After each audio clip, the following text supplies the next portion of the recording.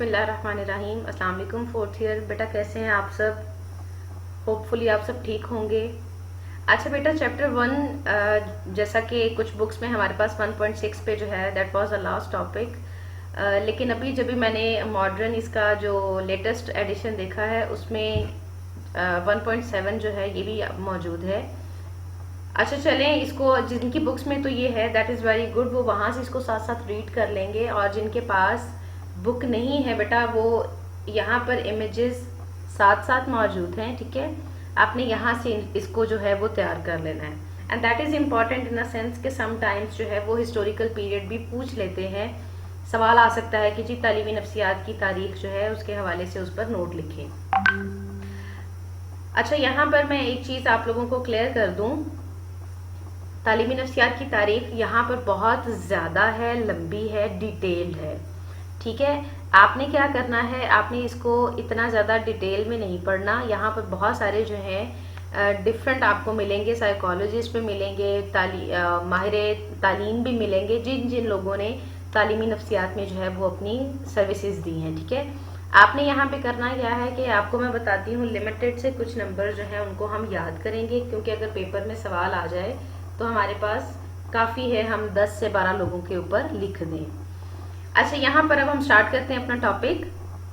ये बेटा यहाँ पर जो 1.7 के नीचे एक पैराग्राफ जो है that is the introduction. You can say कि जो लर्निंग है वो टीचर्स के लिए, रिसर्चर्स के लिए इम्पॉर्टेंट है। इस काबिल स्टूडेंट्स को बना देती है कि वो अपने जो इंडिविजुअल डिफरेंसेस हैं उनको वो जान लें, और जो शोबा इल्म है वो इस पर डिपेंड करता है जब भी उसने तालीम के मैदान में कोई भी काम करना हो, ठीक है। तो वो जो तालीमी नफ्सियात है उसको अप्रोच करता है, उससे जो है हेल्प लेता है, ठीक है। उसके बाद हम देखते हैं बेटा जो पूरा एक आप कह लें कि एवोल्यूशन आई है तालीमी नफ्सियात में, या स्टेप बाय स्टेप किस तरह से इसमें मुख्तलिफ अदवार में चेंजेस आती गई हैं, ठीक है। सबसे पहले देखिए अहद यूनान है, ग्रीक पीरियड। ग्रीक पीरियड में बेटा आपके पास प्लाटो है, एरिस्टोटल है, ये लोग जो आपको मिलते हैं सारे, आपने इनके नाम पहले सुने होंगे, अफलातून का भी सुना होगा, अरस्तु का भी सुना होगा, ठीक है। ये सब लोग, इनको कहा जाता है पायनियर। पायनियर कहते हैं बुनियाद रखने वाले को, ठीक है। इन्होंने इंडिविजुअल डिफरेंसेस की भी बात की है, फिजिकल ट्रेनिंग की बात की है, जो हमारी साइकोमोटर स्किल्स हैं उनकी बात की है, ठीक है। फिर कैरेक्टर बिल्डिंग कैसे होगी वहाँ पर भी बात करते हैं। स्टूडेंट टीचर का आपस में रिलेशनशिप क्या होगा उसकी बात करते हैं। प्लाटो क्या कहता है, अफलातून क्या कहता है कि इल्म जो है इंसान की जिबिल्ली काबिलियत है। जिबिल्ली बेटा इंसान की जिबिल्लत में या उसकी फितरत में जो चीज़ शामिल हो, ठीक है। और उसके बाद अरस्तु है, लॉ ऑफ एसोसिएशन की बात करता है, ठीक है। और ये दोनों आपके लिए यहाँ पर मैं ये भी एक चीज़ क्लियर कर दूं कि ये आपस में इनका भी ताल्लुक जो है वो स्टूडेंट टीचर का है, ठीक है। सबसे पहले सुकरात है। सुकरात was the teacher of Plato. अफलातून का वो टीचर था।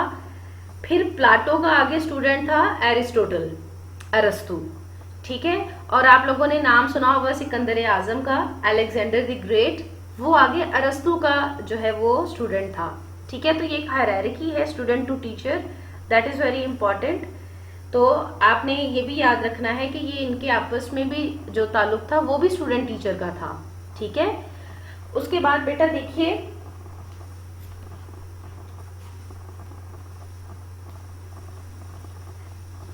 उसके बाद बात आती है बेटा कोमेनियस की, ठीक है। अच्छा जी, अब इनकी देखिए इन्होंने कौन कौन सी अहम बातें की हैं। बच्चों की लर्निंग एबिलिटी की बात कर रहे हैं, ठीक है। क्या बात कर रहे हैं कि जब बच्चे खुद कोई तजुर्बा करते हैं तो उनकी जो लर्निंग है वो मैक्सिमम होती है और ज़्यादा टाइम के लिए होती है, ठीक है। और टेक्स्ट बुक का जो कॉन्सेप्ट था, सबसे पहले जो पिक्टोरल टेक्स्ट बुक का कॉन्सेप्ट था वो भी कोमेनियस ने ही जो है वो इंट्रोड्यूस करवाया था।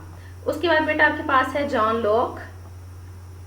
अच्छा, जॉन लॉक के बारे में आपको जनरल मैं बता दूं कि आपने सुना होगा जनरली कि एक इन्वायरमेंट होता है और एक इंसान की नरिशमेंट होती है, ठीक है।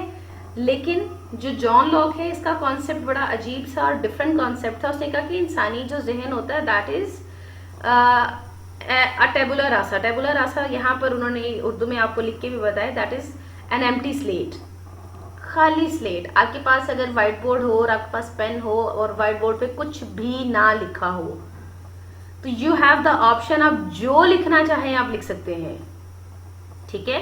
तो यहाँ पर इनका भी यही कॉन्सेप्ट था कि इंसान का जो ह्यूमन ब्रेन है, ह्यूमन माइंड है, दैट इज अ टेबुला रासा, खाली स्लेट है, आप उस पर जो लिखना चाहते हैं आप लिख सकते हैं। और इसमें हमारे जो कॉन्सेप्ट्स हैं, हमारा एनवायरनमेंट है, वो बहुत ज़्यादा अपना रोल प्ले करता है। उसके बाद रूसो है। अच्छा, अब रूसो देखिए, आपने उनकी किताब जो है उसमें उन्होंने एक फर्जी बच्चा जो है, मतलब रियल स्टोरी नहीं है लेकिन एक इमेजिनरी चाइल्ड उन्होंने लिया है, अफसाना बनाकर उसको पेश किया है। लेकिन कॉन्सेप्ट्स क्या दिए हैं, सेहत और जिस्मानी तरबियत, इन दोनों के फायदे बताए हुए हैं, ठीक है। अकल और रिसर्च, इनको फोकियत है, ठीक है। और उन्होंने कहा कि बच्चों के जो फितरी रुझानात हैं, जो उनकी ख्वाहिशात हैं, जो उनके एहसासात हैं, उन सबको सामने रखना ज़रूरी है। अच्छा बेटा, उसके बाद पेस्टोलॉजी है। पेस्टोलॉजी क्या कहता है जी, यहाँ पर देखिए, बुनियादी तालीमी जो असूल आमोजिश बजरिया सर, हाथ और दिल, learning hand, head and hair, ठीक है। और इसको 3 एड्स भी कहते हैं, पेस्टोलॉजी के 3 एड्स। 3 एड्स का मतलब है कि 3 ऐसे कैरेक्टरिस्टिक्स जो एज से शुरू होती हैं, हैंड, हेड एंड हार्ट, ठीक है। अच्छा जी, उसके बाद हर्बर्ट है। हर्बर्ट ने क्या अहम बात की है बेटा, एक तो पहले ये कि जो साइंटिफिक पेडागोजी है, साइंस की जो टीचिंग मेथोडोलॉजी है, आर्ट ऑफ टीचिंग है, उसके वो उनको फादर कह लें या प्रोपोनेंट कह लें, ठीक है, वो इन्होंने दिया है कि साइंस कैसे पढ़ाई जाएगी, ठीक है। फिर है फ्रोबल। आपने आजकल बड़ा एक कॉमन ट्रेंड है किंडरगार्टन स्कूल्स का, या हम कहते हैं कि जी बच्चा अभी किंडरगार्टन में है, केजी में पढ़ रहा है, तो फ्रोबल बेसिकली पहला बंदा है जिसने किंडरगार्टन का जो है कॉन्सेप्ट दिया था, और इसे मॉडर्न एजुकेशन का प्रोपोनेंट भी कहा जाता है, ठीक है। बच्चों को वो क्या कहता है कि जी बाग के फूल हैं और टीचर क्या है, उस बाग का रखवाला है, ठीक है।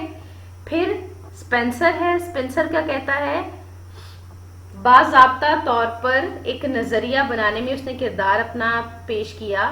उसने कहा कि जो फ़न तालीम है, फ़न तालीम बेटा क्या है, आर्ट ऑफ टीचिंग, ठीक है। वो क्या है, आप जब तक हम जो अपना टीचिंग प्रोफेशन है उसको स्टूडेंट के जो कॉन्सेप्ट्स हैं या उसकी जो ज़रूरतें हैं उससे अटैच नहीं करते, तब तक हमारी टीचिंग जो है वो जो है दैट इज़ नॉट सक्सेसफुल। फिर वुंड है, विलियम वुंड, ठीक है, ये भी मॉडर्न साइकोलॉजी का प्रोपोनेंट है, ठीक है। अच्छा जी, इनका एज सच जो कारनामा है कि उन्होंने पहली जो है साइकोलॉजिकल लैब बनाई थी, ठीक है। उसके बाद विलियम जेम्स हैं, इन्होंने नफ्सियात को एज ए सब्जेक्ट सबसे पहले अमेरिका में इंट्रोड्यूस करवाया, इसलिए ये अमेरिकन साइकोलॉजी का फादर भी कहलाया जाता है, ठीक है। फिर पावलोव है। पावलोव क्या है जी, रशियन जो है साइकोलॉजिस्ट थे, और इनका जो अभी तक सबसे अहम कारनामा है जो अब भी पढ़ा जाता है, that is the theory of learning. Conditioning इन्होंने इंट्रोड्यूस करवाई थी, क्लासिकल कंडीशनिंग, जिसको हमने लर्निंग के साथ जब अटैच किया तो हमारे पास बहुत सारे ऐसे जो बिहेवियर को मॉडिफाई करने के, लोगों के किरदार को बदलने के जो कॉन्सेप्ट्स थे, उनकी एक्सप्लेनेशन हमें मिली और इनको नोबेल प्राइज़ भी मिला हुआ है, ठीक है। फिर फ्राइड हैं, इनको साइको एनालिसिस का फादर कहा जाता है, फादर ऑफ साइको एनालिसिस, ठीक है। और इनकी जो नफ्सियात में इनका एक प्रॉपर एक आप कहने के पोर्शन है नफ्सियात में, जिसमें हम फ्राइड के कॉन्सेप्ट्स को पढ़ते हैं। इस पर बहुत ज़्यादा क्रिटिसिज्म भी है, बट स्टिल इनका काम जो है वो बहुत ज़्यादा वैलिड समझा जाता है नफ्सियात में, ठीक है। अच्छा जी, उसके बाद क्या है, अल्फ्रेड बिने। अल्फ्रेड बिने क्या है जी, स्पेशल एजुकेशन पर इनका काम है, ठीक है। जो गैर मामूली, मैंने आपको लास्ट लेक्चर में भी बताया था कि गैर मामूली किसे हम कहते हैं, जो किसी भी वजह से आम लोगों से मुख्तलिफ हो, उसे गैर मामूली कहा जाता है, ठीक है।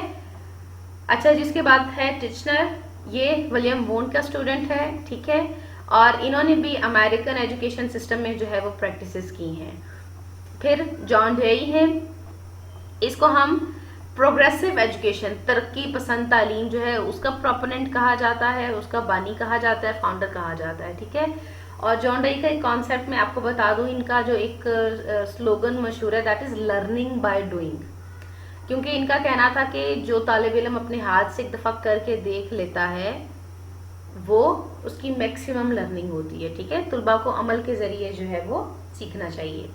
फिर बेटा थॉर्नडाइक है, थॉर्नडाइक भी जो है बेसिकली जब हम पढ़ते हैं लर्निंग को पढ़ते हैं ना, तो जो थेरीज आती हैं उसमें थॉर्नडाइक जो है उसको प्रोपोनेंट समझा जाता है। और इन्होंने जो है अपना जो लॉ ऑफ आप कह लें कनेक्शनिज्म या थ्योरी ऑफ कनेक्शनिज्म थी, ठीक है, वो इन्होंने अपनी जो है इंट्रोड्यूस करवाई थी। और इनका क्या कहना था कि तालीम जो है ऐसा अमल है जिसमें आप मॉडिफाई कर सकते हैं, लर्निंग वो चीज़ है जिसमें मॉडिफिकेशन हो सकती है। अच्छा जी, एडलर है उसके बाद, अल्फ्रेड एडलर, ठीक है, उसने इंडिविजुअल साइकोलॉजी की बुनियाद रखी है, ठीक है।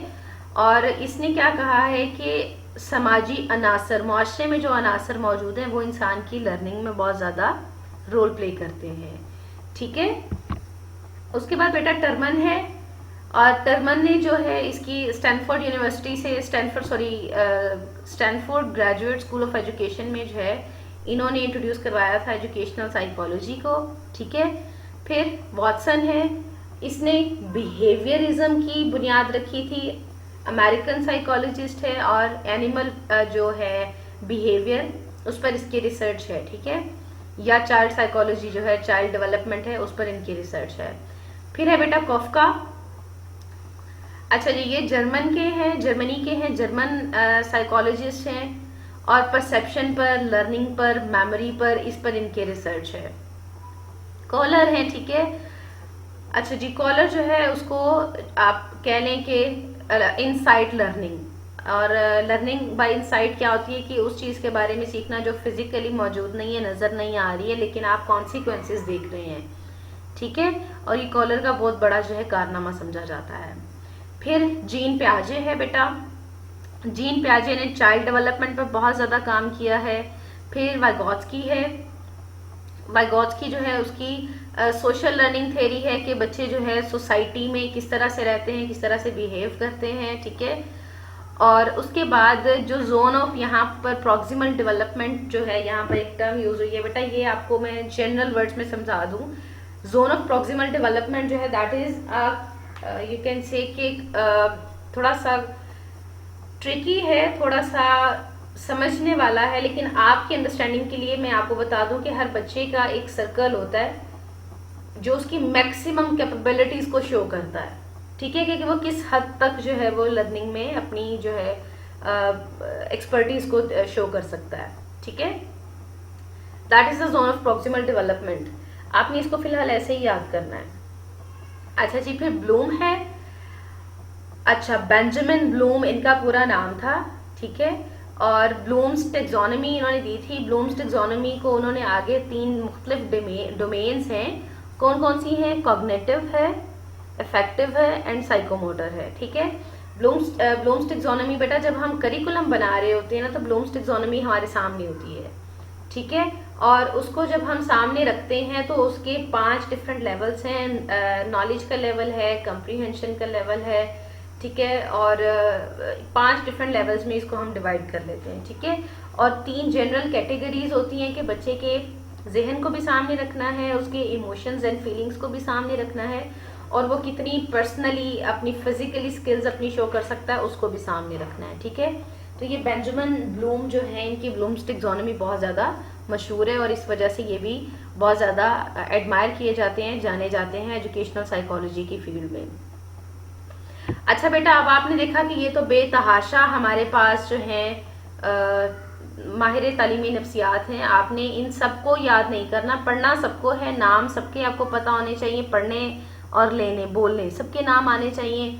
लेकिन पेपर के पॉइंट ऑफ व्यू से बेटा आपको अगर ये क्वेश्चन आया भी तो that must not be of 20 marks. ये जब भी आएगा ये 10 मार्क्स की कैटेगरी में आएगा, क्योंकि इस पे 20 मार्क्स के अकॉर्डिंगली लिखने में कुछ भी नहीं है।